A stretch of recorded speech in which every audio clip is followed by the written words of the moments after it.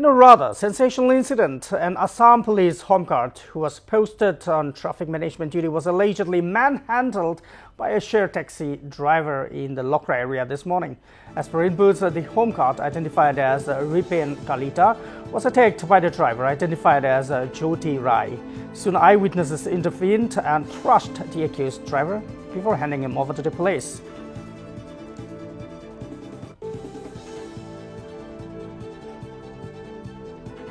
মই প্ৰথম অৱস্থাত মই তাতে গাড়ীখন ৰাখি পেলে মানুহ উঠাই আছে তাৰপৰে পাব্লিক এটা কৈ আছে যে বি ড্ৰিংকস কৰিছে তাৰ পিছত কৈ আছে বলে মই গাড়ী ৰাখিছো মোৰ সাৰৰ গাড়ী তোৰ কি হ'ল আৰু বেয়া বেয়া কৰি গাড়ী পাৰিলে তাৰ পিছত চাকৰি খাম বুলি কৈছে তাৰে পিছত আৰু মই কোৱা দেখি আৰু বুক পিছফালৰ পাৰে মাৰি দিলে পাব্লিকে ধৰি পেলে আৰু মোৰ হাতত গতাই দিছে ঠিক আছে মদ খাবলৈ আহিলে হাল্লা কৰি আছে পেছেঞ্জাৰ গাড়ীত বহি আছে তাৰপিছত ফটককে পুলিচক মানে মাৰি পেলাইছে ফটককে তাৰমানে ঘুচা মাৰি দিছে পুলিচক চবেই চাই আছে আপুনি তেখেতকো সোধক তেখেতক গম পাব আমাৰ ৰুমাল বান্ধ